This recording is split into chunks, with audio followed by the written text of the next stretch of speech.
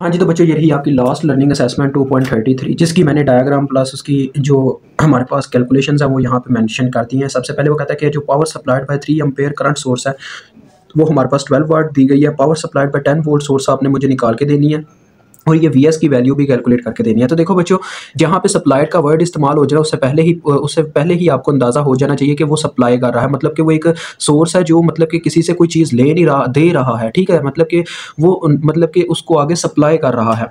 तो लिहाजा अब सबसे पहले मैं आपको इसकी सारी कैलकुलेशन समझाता हूँ। देखें, 10 वोल्ट की बैटरी लगी हुई है, इस साइड पे वीएस की बैटरी लगी हुई है, मतलब कि ये दोनों सप्लाई कर रही हैं। सप्लाई से अब मेरा क्या मतलब है, मतलब दोनों क्या कर रही हैं, यहाँ पे करंट प्रोवाइड कर रही हैं ताकि ये पूरा सर्किट चल सके। लेकिन हमें एक बैटरी का तो पता ही है, सर्किट की एक बैटरी 10 वोल्ट पे लगी हुई है, दूसरी बैटरी का मुझे नहीं पता कि इस सर्किट के अंदर दूसरी बैटरी कितने वोल्टेज की लगी है। यही वोल्टेज मैंने कैलकुलेट करने हैं। तो देखिए, हम अब मैं इसके अंदर ना करंट का सिनेरियोस बनाता हूँ, करंट कैसे मतलब कि इसके अंदर फ्लो करेंगे। सबसे पहले तो आपने वोल्टेजेस मेंशन कर लेने हैं। देखो बच्चों वोल्टेज मतलब यहाँ पे V1 वोल्टेज हमारे हो गए इस पॉइंट पे, ये V1 वोल्टेज हो गए इस नोड पे, और ये दूसरा नोड ये V2 हो गया, क्योंकि नोड उस पॉइंट को कहते हैं जहाँ पे एक से ज़्यादा वायर्स आके अटैच हो। तो यहाँ पे देखो चार चार वायर्स अटैच है, इधर भी चार वायर्स अटैच है, और ये हमारा नीचे भी एक पूरा सरफेस नोड बनता है जिसे हम ग्राउंड कर देंगे न्यूट्रल, ठीक है, 0 वोल्ट।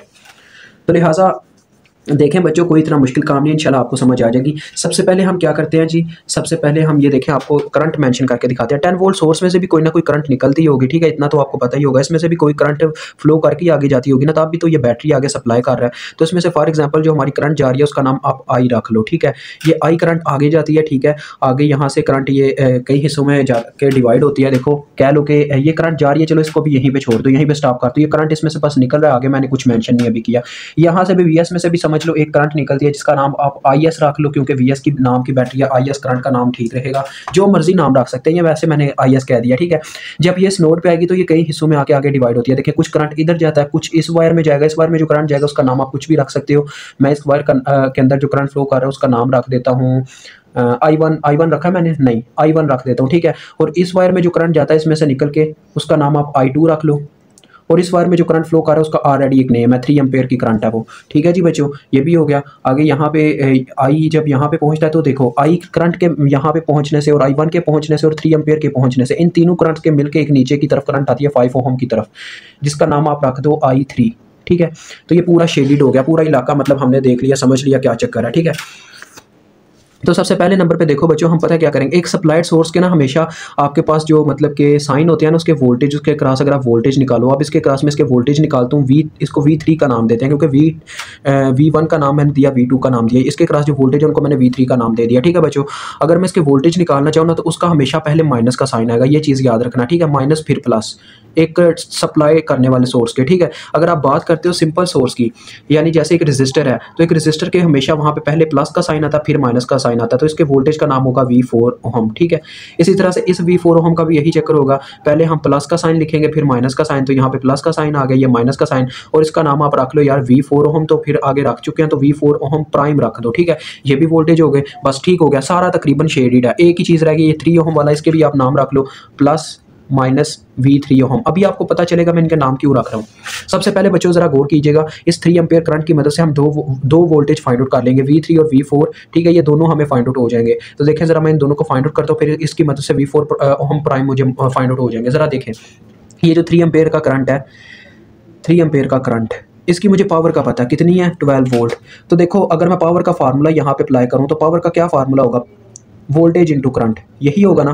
तो इसके वोल्टेज क्या है, V3, तो वो भी चलें हम पुट करते हैं, टेंशन नहीं लेनी, हम फार्मूला अप्लाई करते हैं, V3 साथ में I, ठीक है। अब PS की वैल्यू पुट कर दो, 3 एम्पेयर की कितनी है 12, V3 इंटू आई की कितनी वैल्यू है इसकी 3, तो यहाँ से हमें देखो V3 का वैल्यू मिल गया कितना, 4 वोल्ट, 3 उधर जाके डिवाइड हो गया तो 12 बार 4 क्या नाम है यार, 3 4 बार 12 होता है, 4 वोल्ट आ गया, ठीक है। मुझे V3 का वैल्यू पता चल गया। इसको इस तरह से डब्बे में पैक कर लेते हैं ताकि हमें याद रहे कि यहाँ पे हमने ये वैल्यू निकाली हुई है। अब ये 4 वोल्ट हुए तो देखो आगे 3 एम्पेयर करंट इस लूप के अंदर फ्लो कर रहा है, तो मैं V4 ओम भी ओम्स लॉ की मदद से निकाल सकता हूँ। ये देखो करंट अपनी डायरेक्शन के अकॉर्डिंग इसके पॉजिटिव पोल में एंटर कर रही है और इस रेजिस्टर में से भी गुजर रही है, तो फार्मूला लगेगा करंट इंटू रेजिस्टेंस। तो रेजिस्टेंस कौन सा है, 4 का। तो हाँ बच्चों, मैं ज़रा काम पे गया था, तो ये रेजिस्टेंस है और ये करंट इसमें से फ्लो कर रहा है, जैसे हम बात कर रहे थे। तो रेजिस्टेंस की कितनी वैल्यू है, 4, और करंट है 3 एम्पेयर का, तो इसके पॉजिटिव पोल में एंटर कर रहा है, इस वजह से प्लस में करंट लिखी जाएगी। अगर नेगेटिव में करता तो हम नेगेटिव में लिखते, तो +3 पुट होगा। तो ये इसकी वैल्यू आ गई हमारे पास 12 वोल्ट। ठीक है जी। अब आप पता क्या करोगे, यहाँ पे थोड़ा नोडल एनालिसिस और लूप एनालिसिस दोनों की कंडीशन हम मिला के काम चलाने वाले हैं। ठीक है, आपको पता है मैं जब भी लूप एनालिसिस यानी कि लूप के थ्रू इक्वेशन लिखता हूँ तो हमेशा मेरी करंट की डायरेक्शन क्या होती है, क्लॉकवाइज। वैसे भी इसमें 3 एम्पेयर करंट की तो बात नहीं करनी, एक अलहदा से करंट ले लेनी है। इसकी जो डायरेक्शन है वो मैं यहाँ पे मेंशन कर रहा हूँ, इसके सेंटर में मैंने मेंशन करनी थी, पर ये मैंने शेप थोड़ी छोटी ड्रा किया जिसकी वजह से ये मेंशन करने की वजह से अब जगह नहीं बची। ठीक है बच्चों, तो ये ऐसे ही समझ लो मैं वहीं पर ड्रा कर रहा हूँ। ये मैंने इस तरह से एक करंट की डायरेक्शन ले लेनी है, उसका कोई भी नाम रख दो यार, आई नॉट रख लो ताकि आपको ना बस याद रहे। ये बस आपने इक्वेशन लिखने के लिए अपने ब्रेन में सेट करना है इसको। ठीक है, यहाँ पे आप चाहे ना भी ड्रा करो, ये आपके ब्रेन का सारा कहानी है। मैंने आपको समझाया हुआ है कि हमेशा क्लॉकवाइज डायरेक्शन में लेना, एंटी क्लॉकवाइज में जाओगे तो मार खा जाओगे। तो चलो लगाते हैं इसके ऊपर। यहाँ से हमने बच्चों चलना स्टार्ट किया तो करंट देखो इसके नेगेटिव पोल में एंटर कर रही है, तो ये आ जाएगा पहले -V3। मजीद आगे बढ़े तो करंट इसके पॉजिटिव पोल में एंटर करेगी, आ गया +V4 ओहम।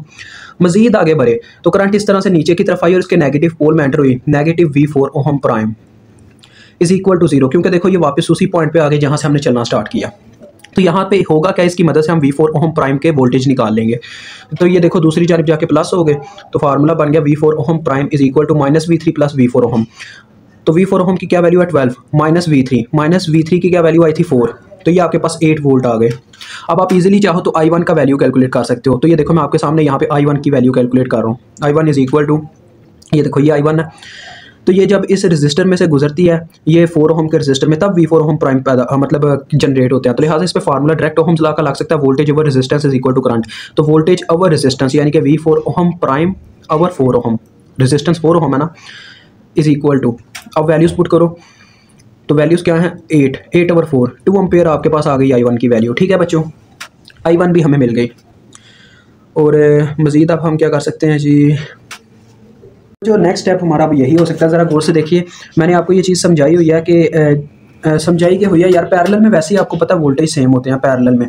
तो देखो ये जो वोल्टेज सोर्स लगा हुआ है इसके पैरेलल में 5 ओहम रेजिस्टर के, क्योंकि देखो इन दोनों के दरमियान अपर टर्मिनल यहाँ पे कॉमन होता है, लोअर टर्मिनल यहाँ पे, यानी कि ये जो 5 ओहम है इसके जो वोल्टेज है वो 10 वोल्ट है, यानी कि V2 का जो वैल्यू बनता है वो 10 वोल्ट बनता है। ठीक है, ये भी आप समझ सकते हो। तो V2 यानी अगर यहाँ पे मेंशन है ना तो इसके साइन पता है बच्चों किस तरह से है, यानी कि ये इस तरह से 5 ओहम पे मेंशन है, +- V2। समझ लो, इतना समझ लो, क्योंकि अभी आपको ये चीज़ तो समझनी पड़ेगी, क्योंकि अभी आपका चैप्टर 2 एंड होने वाला है बस लर्निंग असेसमेंट के अकॉर्डिंग। और यहाँ पे अगर V1 की बात करूँ ना तो V1 इस तरह से है, +-V1। ठीक है, यानी ये नोड के अकॉर्डिंग इस तरह से इनके साइन होते हैं। तो देखो बच्चों V2 की वैल्यू तो हमें पता चल गई 10 वोल्ट है, तो हम इजीली क्या कर सकते हैं, यहाँ पे I3 करंट भी फाइंड आउट कर सकते हैं, क्योंकि मुझे इस रजिस्टर की वोल्टेज पता है और रेजिस्टेंस पता है, तो मैं I3 की वैल्यू कैलकुलेट कर सकता हूँ। तो I3 इज इक्वल टू आ जाएगा V2 ओवर जितनी रेजिस्टेंस है 5, तो ये आ गया 10 ओवर 5, मतलब कि 2 एम्पेयर वैल्यू आ गया। अब आप इजीली पता क्या करो, I का वैल्यू कैलकुलेट कर लो इस करंट का, इस नोड के ऊपर KCL अप्लाई करके। तो KCL का कहता था बच्चों, the sum of entering current is equal to sum of leaving current. तो इसमें कौन कौन सा करंट एंटर कर रहा है, देखो एक तरफ से I एंटर कर रहा है, एक तरफ से I1 एंटर कर रहा है, तो ये आ जाएगा I + I1। और ये 3 एम्पेयर भी एंटर कर रहा है इसके अंदर, +3। I3 इसमें से लीव कर रहा है, बाहर जा रहा है, तो ये दूसरी जानिब आ जाएगा लिविंग करंट के तौर पर। ठीक है, अब आप इजीली इनकी वैल्यूज़ कैलकुलेट करें तो देखें हमारे पास I की का क्या वैल्यू बनेगी। तो चेक करें बच्चों इसकी क्या वैल्यू बनती है। आप ज़रा देखें I इधर ही है और I1 की क्या वैल्यू थी, 2 आई थी हमारे पास, यहीं कहीं पे मेंशन होगी। ये देखें ये 2 है, I3 भी 2 है, तो ये आ गया 2 + 3 इज इक्वल टू 2। तो 2 सेम जगह पे कैंसिल हो जाएगा, I का वैल्यू आ जाएगा हमारे पास -3 एम्पेयर। ठीक है जी, तो देखें I हमारे पास कैलकुलेट हो गया। अब हम देखें पावर कैलकुलेट कर सकते हैं, एक काम तो हमारा हो सकता है, यानी कि पावर सप्लाइड हम 10 वोल्ट सोर्स की निकाल सकते हैं। आगे हम क्यों नहीं थे निकाल पा रहे, क्योंकि मुझे इसके क्रॉस जब एक वोल्टेज करंट की हमने पावर निकालनी होती है ना तो उसके करंट का पता होना चाहिए, क्योंकि वोल्टेज सोर्स के लिए हमेशा मैंने आपको बताया था कि फार्मूला होता है वोल्टेज इंटू करंट, याद है ना। तो अब देखो अब हम फार्मूला लगा सकते हैं, वोल्टेज कितने हैं 10 और करंट कितना है -3, तो फार्मूला अप्लाई हो गया। ये कितना आ रहा है -30 वाट, तो ये आपका आगे power supplied by 10 volt source. ठीक है, ये तो काम डन हो गया। अब मुझे क्या करना है जी, देखें अब इसके बाद जो नेक्स्ट स्टेप बच्चों बनता है ना वो ये बनता है कि हम V1 वोल्टेज कैलकुलेट कर लें। वो कैसे, जैसे यहाँ पे मैंने लूप की मदद से V4 वो हम प्राइम निकाल लिए थे, वैसे यहाँ पे लूप की मदद से V1 निकाल लूँगा। अब तो मैं यहाँ पे शेडेड भी कर सकता हूँ लूप की डायरेक्शन। यहाँ पे लूप की आप कोई भी नाम करंट को दे दो, I प्राइम दे दो। ठीक है, ये आपने अपनी आसानी के लिए करना है। करंट का नाम ना भी रखो, बस ये आपको लूप लगाने के लिए मैं यहाँ पे कर रहा हूँ, ये आप अपने ब्रेन में करना वहाँ पे। तो देखो यहाँ से हमने चलना स्टार्ट किया, करंट अपनी डायरेक्शन के अकॉर्डिंग इसके नेगेटिव पोल में एंटर कर रही है V1 के, तो ये आ गया -V1। जब हम आगे बढ़े तो करंट V4 ओहम प्राइम के पॉजिटिव पोल में एंटर करती है, +V4 ओहम प्राइम। मजीद आगे बढ़े तो करंट V2 के भी पॉजिटिव पोल में एंटर कर रही है। तो नेक्स्ट ये चक्कर मुकम्मल हो गया, इज इक्वल टू 0 हो गया। तो नेक्स्ट इसकी क्या इक्वेशन आ जाएगी, हमने निकालने गया V1 वोल्टेज, तो V1 दूसरी जानिब चले गए, इक्वेशन आपके पास बन गई V2 + V4 ओहम प्राइम। ठीक है, वैल्यूज पुट करो। V2 की कितनी वैल्यू आई है आपके पास बच्चों, 10 वोल्ट, और V4 ओहम प्राइम की कितनी आपने निकाली थी, ये यहीं कहीं पे मेंशन होगी यार, ये 8 वोल्ट आई थी, +8, तो ये कितने आ गए, 18 वोल्ट। ठीक है जी, V1 तो हमारा फाइंड आउट हो गया। अब हम क्या करेंगे, देखें V1 की मदद से ना बच्चों, यहाँ से हम क्या करेंगे, ये वोल्टेज यानी हमें पता है, और ये मुझे इसकी रेजिस्टेंस भी पता है, तो मैं इजीली I2 का वैल्यू कैलकुलेट करूँगा, क्योंकि I2 की वैल्यू जब मुझे कैलकुलेट हो जाएगी तो मैं IS कैलकुलेट कर सकूँगा इस नोड की मदद से, क्योंकि इस नोड के घेरे में जितनी वायर्स आ रही है उसमें सिर्फ एक करंट अननोन है इस वक्त, I2। तो देखो I2 फाइंड आउट करने लगो, मुझे देखो इसके वोल्टेज भी पता है और इसकी रेजिस्टेंस भी पता है, तो फार्मूला लगेगा V1/6, यानी वोल्टेज ओवर रेजिस्टेंस वही फार्मूला।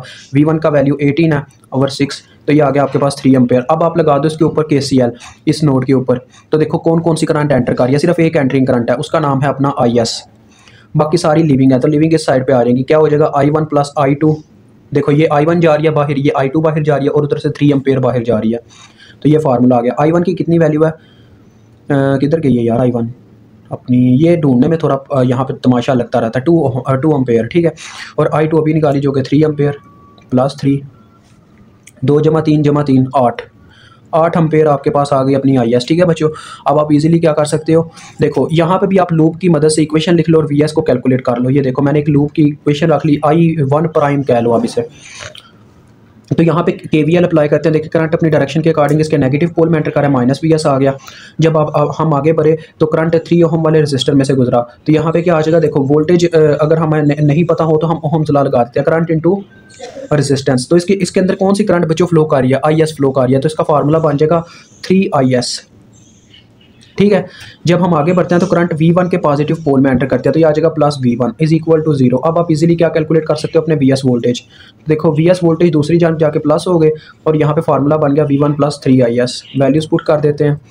V1 की वैल्यू आई है हमारे पास कितनी, 18 जमा 3 × IS की कितनी वैल्यू आई है, 8, तो 24 + 18 करते हैं, कितना बनता है जी, 24 + 18, तो ये 42 वोल्ट आ गए आपके। मुझे उम्मीद आपको समझ आ गई होगी, ये क्वेश्चन हल हो चुका है बच्चों।